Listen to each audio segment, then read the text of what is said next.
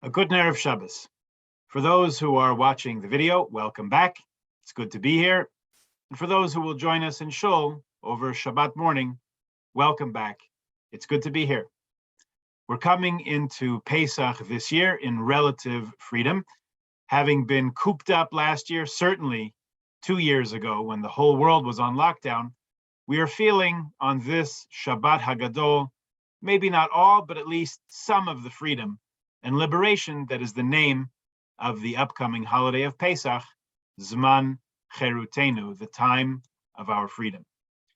Each Shabbat Hagadol, I like to take us on a deep dive into one part of the Haggadah and share with you a sense of the breadth and depth of the commentaries and efforts to understand and connect the words of the Haggadah with what Jews have been thinking and feeling over the past 3,334 years since the first Pesach.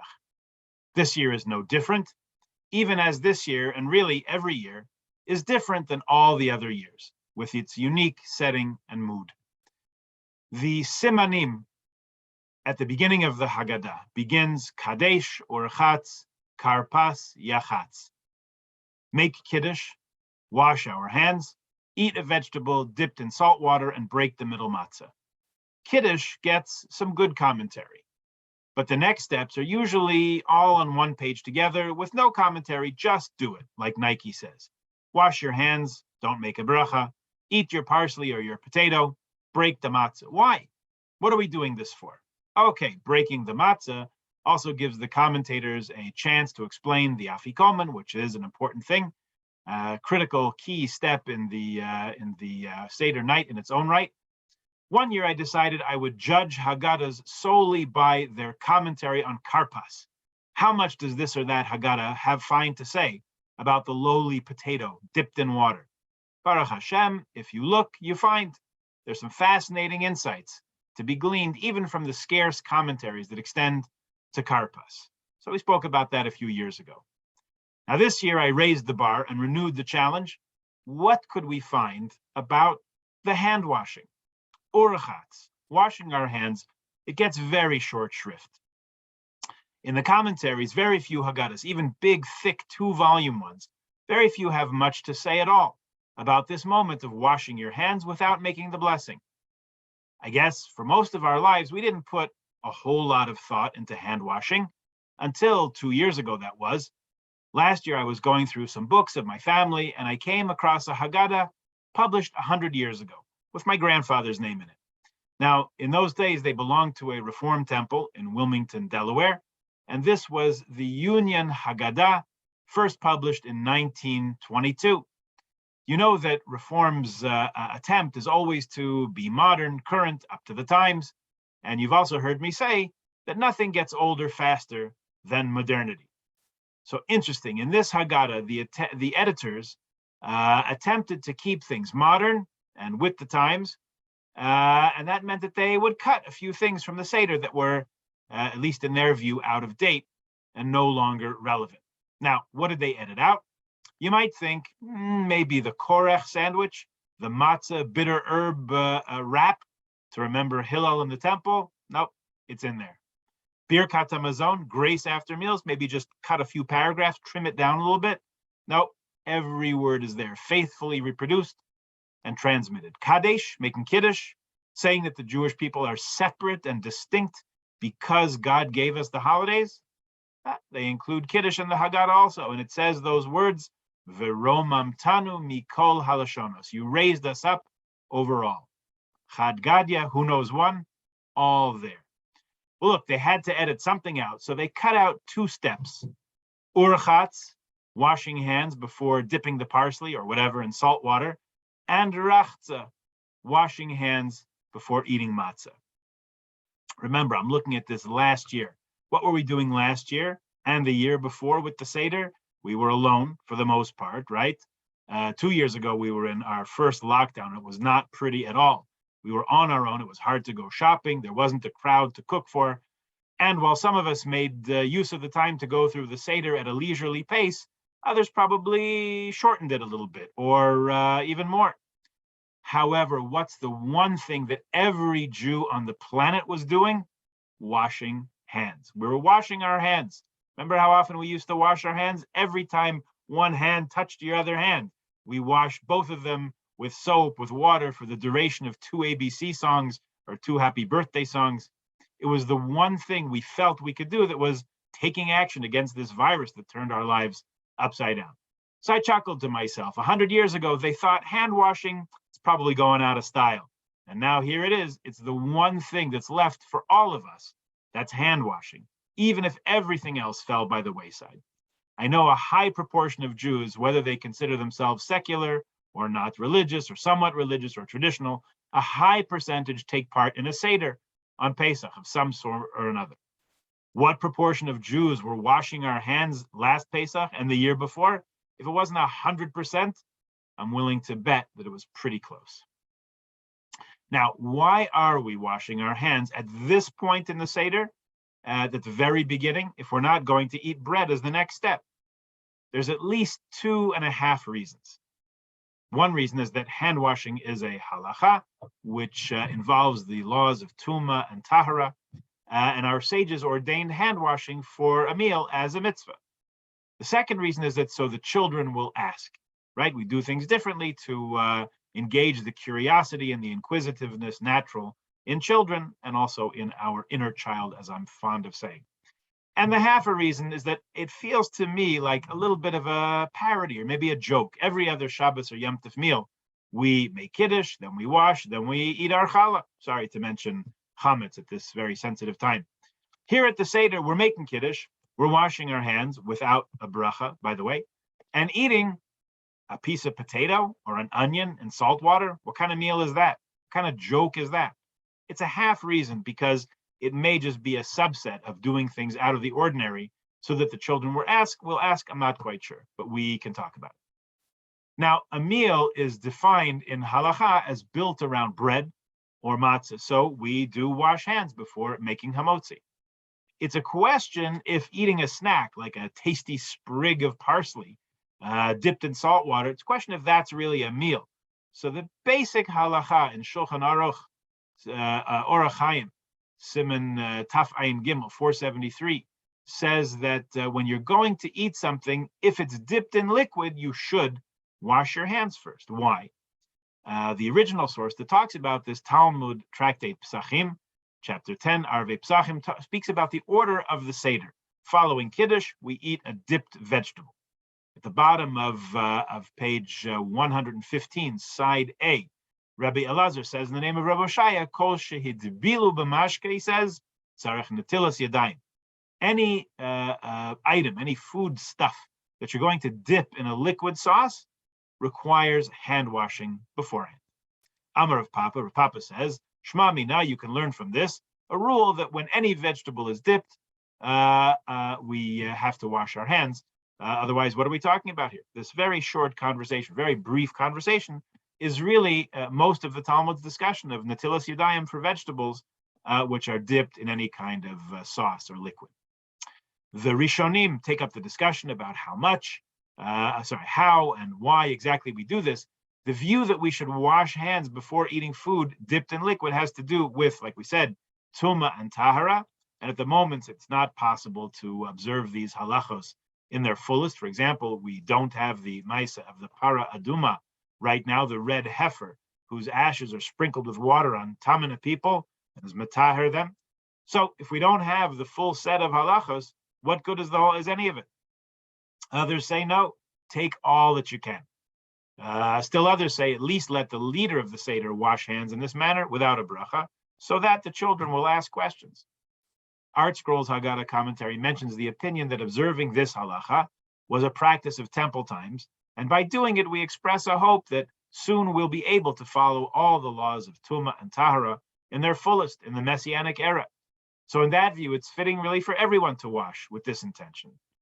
A Haggadah called Ori V'Yishi by Rabbi Uri Auerbach says that Orchatz expresses the desire and dedication to the highest levels of Tahara that are kept in those times, certainly, and maybe will extend even to our times. There's a frequent theme that supports this stringency, let's call it. This night, we see ourselves as in the times of the temple, sensitive to all the holiness that was obvious there at that time. So we take great care with Tuma and Tahara much more than on any other regular day. Rav Kook expands that idea even a step further and brings our attention to the fact that this is the power of freedom. It can free us from the bonds of time and place. We can be taken from our own surroundings and transported to another reality. Freedom, real freedom, means that we're not limited and confined to Toronto this year. We could be celebrating Pesach with Am Yisrael in Yerushalayim, the eternal and undivided capital of Israel, with the temple standing there before us. Rabbi Shmuel of Sachachav takes the idea of carefulness here even a step deeper. He notes that the more elevated and sacred the food is, the greater caution we're supposed to take with regard to tahara, of handling and eating that food. If the food is truma, for example, or kadshim, offerings in the temple, the degree of tahara that the person handling it or eating it has to take is greater than a person eating chulin, regular everyday foods. And he says the Seder meal itself is a Seuda de Malka, it's a table of a king. Maybe he's talking about the Jewish people, maybe it's talking about God. Either way, we show our heightened awareness of the sanctity of the otherwise very mundane act of eating. That's why the extra washing here just for a vegetable dipped in salt water. Rabbi Uziel Malevsky was a Rav in Toronto, eventually became chief rabbi of Mexico. His son is today the rabbi of B'nai Torah. In his commentary on the Haggadah, Rabbi Malevsky Sr. talks about the history of hand washing. You'll notice that it's not one of the 613 mitzvahs of the Torah. A few months ago, we went through all of Maimonides' countings of the 613 mitzvot, and we didn't come across hand washing. Rather, this is one of the 7 rabbinic mitzvot that the sages of blessed memory added to the count of mitzvahs over the centuries. A very intriguing story is told about the Baal Shem Tov. Once he was sitting at Shabbat on a Shabbos afternoon in Ukraine with his Chassidim, and all of a sudden he said to them, the Or HaChaim HaKadosh just passed away. The Or HaChaim was Rabbi Chaim ibn Attar, who lived in Yerushalayim. Now, in 1743, there was no possible way the Baal Shem Tov could have known what was happening in Yerushalayim on the Shabbos afternoon. Days later, maybe weeks later, when the news reached the Ukraine of the Or HaChaim's passing, which actually was on Shabbos, right about the time Shalosh Seudos would have occurred, they asked the Baal Shem Tov, how did you know that with such accuracy? He answered them, it's known that only one person in each generation knows the makor, the source for natilas yadayim l'seuda, washing hands for a meal. I knew that the Or HaChaim had it, and suddenly at Shalosh Seudos, on that day, I got it. So I knew he must have passed away. Now back to Rabbi Malevsky's explanation. Usually, like every other Shabbos or Yom Tov meal in the entire year, we make Kiddush, and then we wash our hands for bread. Here we also wash our hands, but for this dipped vegetable. He explains that in King Solomon's days, the sages decided to institute washing hands for the Kohanim because they're required to eat certain foods in a state of tahara. So to inculcate a sensitivity to purity of this kind, the rabbis made a gzeira of hand washing. They soon realized that living among other Jews, the Kohanim would have a hard time maintaining their purity at that level. So they decreed that all of us, not just the Kohanim, would wash our hands for a meal and make a bracha. Eating a dipped vegetable is not part of that decree, so we wash our hands, but we don't make the bracha in practical terms.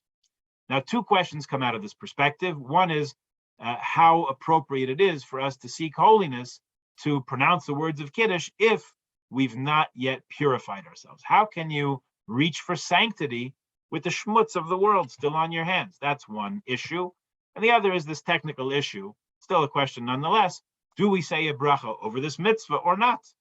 Many other of the rabbinic mitzvahs, there's 7 altogether. When we say Hallel, we make a bracha. We light the candles on Hanukkah, we make a bracha. Make an Eruv, we say a bracha. So here, with this hand washing for a dipped vegetable, should we make a bracha or not? The Levush says, yes, you should make a bracha. And I saw somewhere a note that Rav Aaron Lichtenstein, the Rosh Hashiva in Gush, would actually make a bracha on Orchatz. But if you look in the Levush, there's an asterisk, and then there's a footnote, then there's a note in the margin. They all say, but we don't do this. He says you should say the bracha, and they say, we don't do this.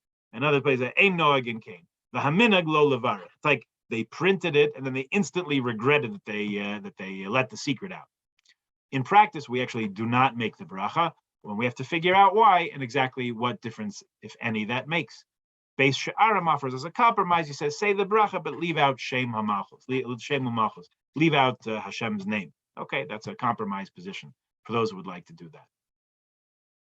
Rabbi Yitzchak Sender notices that in all the simanim, all the points of the Seder, only two of them, the first two, Kadesh Urachatz, this is the only one that have a Vav Chibur, a Vav which serves as a connecting and together.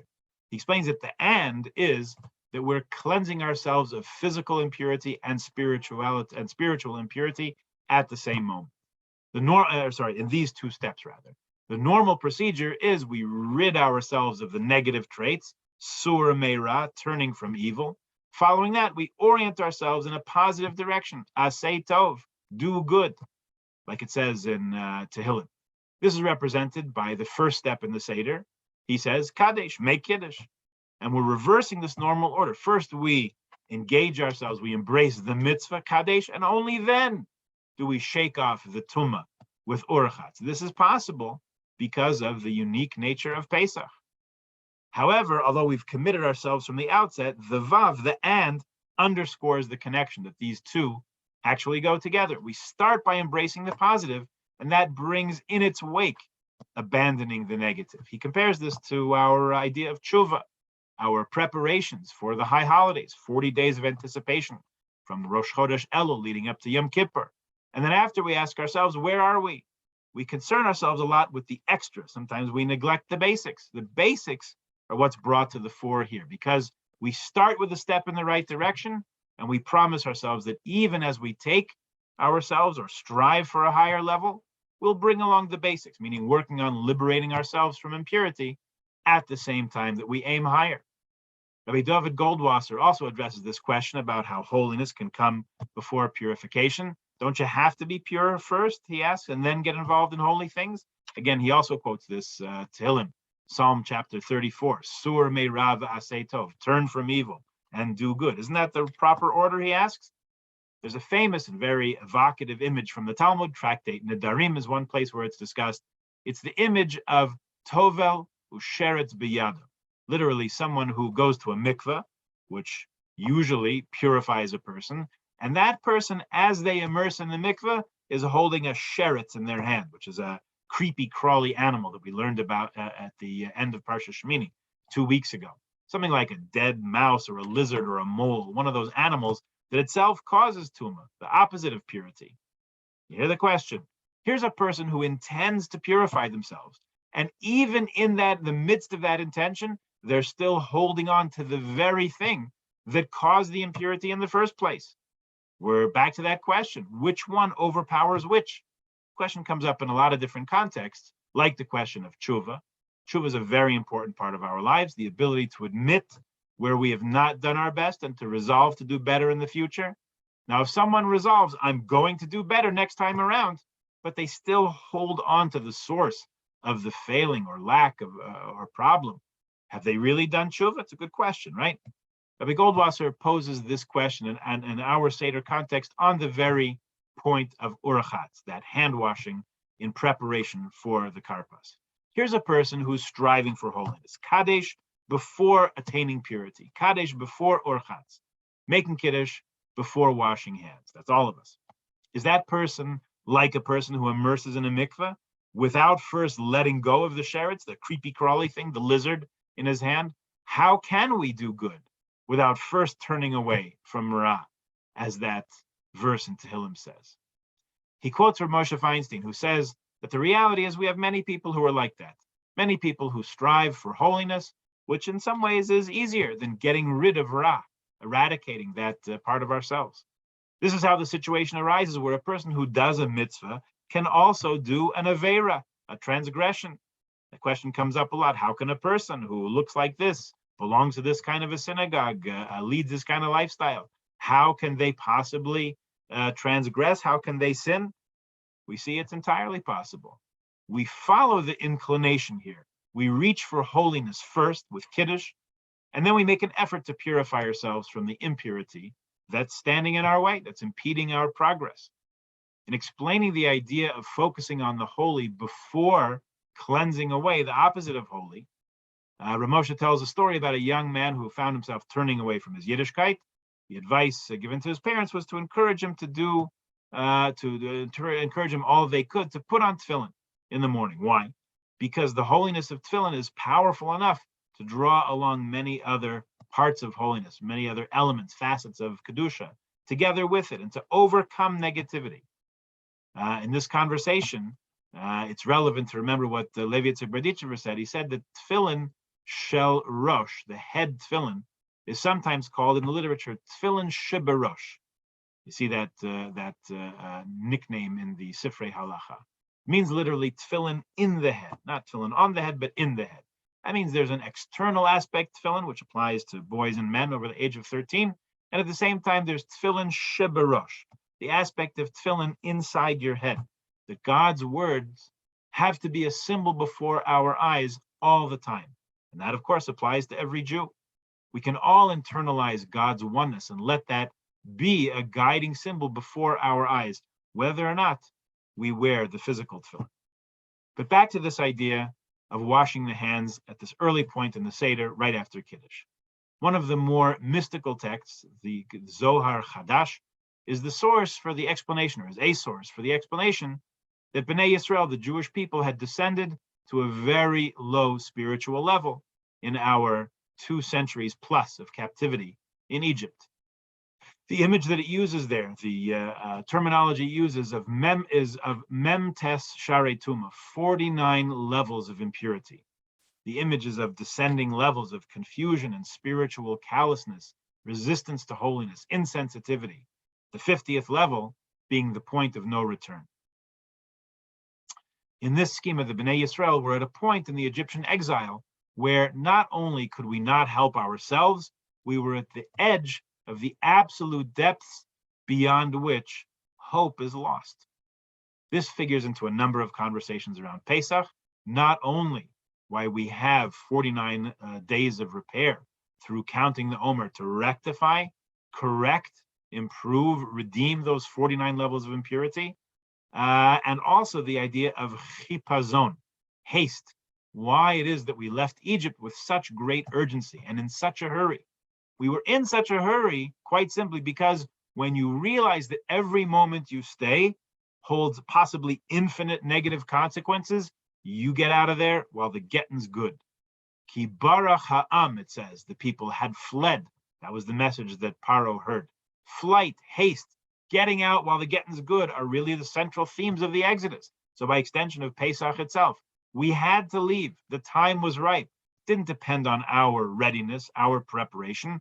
Hashem took us out because we needed to be taken out. We'd have to earn it retroactively. Later on, we'll pay the bill. Let's get out of here now. This is symbolized in Kaddish before Orchatz, holiness before preparation for it. Pesach is actually accurately translated into English as Passover, as in Passover. Remember that the angel of death that took the lives of Egyptian firstborns passed over the houses of the Jews. The idea of leaps and bounds, scaling great heights, hyper-normal motion forward, also means that God was and is willing to pass over our deficiencies, overlook our shortcomings, our lack of preparedness, and take us to great heights and great places and great ways of being. There's a Turei Zahav commentary on this idea in Shulchan Aruch. The Taz was Rabbi David Halevi Segal, who was also the Rav in Ostrog in the Rovno province in Ukraine. We shouldn't speak at all without mentioning the awful things that are happening in Ukraine. They should be on our minds, bothering us all the time. As a people, we know firsthand how bad it can be. Anyway, the Taz says here rather sharply why we dafka wash at this point. We said that it's not everyone who's particular, careful, always 100% compliant with this idea of washing for dipped vegetables. So he says here that we do it on the Seder night as a rebuke to those people who are not careful about this washing all year round, whether they eat a pickle or any marinated or dipped food. You have to decide for yourself how much we do things to rebuke others, however subtle the rebuke might be. I saw a nice insight written by a friend of mine from Rabbi Chaim Meir Book. It happens to be my friend's grandfather. He was a longtime Jewish educator in New York. He wrote that while there is a mitzvah in the Torah of rebuke to let others know what they could be doing better, we should be mindful. We should be aware that rebuke can also hurt. It can break a person if delivered without kindness and love. If the rebuke is like yachatz, breaking the matzah, is like breaking a person, then it has to be preceded by urchatz. We have to wash our hands and make sure first that we ourselves are fit to deliver rebuke. That's number one. And number two, we should also dip the gishmak, the delight of rebuking another, because it's a lot of fun to tell other people what they should and shouldn't do, right? We should dip that in salt water to soak away the pride and the ego that comes with being in that situation. So let's call this a rebuke, but with context. Most fascinating, in a Haggadah containing sayings from the teachings from Rabbi Nachman of Bratslav, it maintains that urchatz, which is the Hebrew term we're using for wash, in Aramaic means trusting. How do we know this? We actually know it very well. I'll confess, I never made the connection until this commentary brought it out and waved it right in front of my eyes. When we open the Aron anytime, Shabbos, Yom Tov, weekday, Monday, Thursday, to take out a Torah, we either say quietly or the Chazan leads us saying the Aramaic words of the prayer, Brich Shemei. Be'ana rechitz, it says, V'lishmei kadisha yakira. In him do I trust and praise his glorious and holy name. The rachitz, be'ana rachitz, I trust in him. Right? That's actually the same word, the same letters, the same word as the urachatz that we're talking about, the washing. Meaning that the seemingly nondescript washing is really, in a much deeper sense, an indicator, a clear sign and demonstration of our trust. Our meal might be nothing more than a regular vegetable, a potato or piece of parsley dipped in salt water. Nevertheless, we should not take it for granted. It's nothing less than divine providence itself. Trust God, this is saying. There's no reason to be dejected. We're all sustained by the same benevolent hand, which apportions with divine discretion. Let us raise our hands in yearning to God. Ask God to provide for us from his hand in times of need, as in times of plenty. In a Haggadah called Or Zarua, written by followers of Rabbi Nachman, compiled from his teachings and from the teachings of his followers, they explained that the hands are the channel for divine blessing, for hashgacha, for God taking care of us. And washing our hands at this point is the desire to remove all the impurity from that process. Rav Yosef Tzvi Ramon is currently the Rosh Kollel in the Gush in Israel. He highlights what an aspirational night the Seder night actually is, and how that aspiration is expressed through this very washing that we've been talking about this whole time. We've seen those views that teach the importance of washing in this fashion all year round, and we've seen the accompanying prevailing view towards leniency. On the Seder night, we all aspire to be pure and holy. Rav Ramon writes, he says, on this night, God redeemed us. And when we come to the point in time of the peak of our freedom, we strive to be like Kohanim. In this, we're remembering that our calling is ultimately to be, like the Torah tells us, Mamleches Kohanim, V'goy Kadosh, a kingdom of priests and a holy nation. The Arizal writes that for our own good, we should follow every stringency regarding chametz, and those who follow in his path, like the Pele Yoetz, who was born in Sarajevo in the late 1700s, says that we should adopt the cautions and cares of all the mitzvahs of Pesach, even more than all the mitzvahs in the course of the year. Why so? Isn't that a little unfair? The Imre Emes of Ger addresses that question in our times, in the 20th century. Imre Emes was the son of the Sfas Emes, and he passed away in Yerushalayim during Israel's War of Independence on Shavuos, 1948, and he's buried in the courtyard of the Gerer Yeshiva there, because they couldn't get to the cemeteries due to the siege of the city during the war. The Imre Emes writes on the Mishnah in Zvachim, which says that all offerings brought not in their own name are valid, except for the Korban Pesach, the Pesach offering, and the sin offering. Why? Because Pesach is the first of our holidays. On this day, we became a free people. On this day, we emerged from those 49 gates of impurity that we talked about. We became servants only of God, never again of any flesh and blood sovereign or tyrant. So since this is the first, the pace setter, the head of all of our service, it has to be completely proper, so that everything that follows from it will also be so. Our actions and our attitudes on Pesach have a great impact on us the rest of the year. So we get ourselves started out on the right foot, or in the case of washing, the right hand. Rabbi Steinsaltz brings this all together in his Haggadah with, I think, a stunning insight into the bracha, or more accurately, the not saying a bracha of this hand washing. Everyone who comments on Urchatz, and again, that's not too many Haggadahs, as we've seen, all seem to say it's not obligatory as hand washing for Hamotzi is, so we don't say a blessing, as if it's of a lower level, this mitzvah.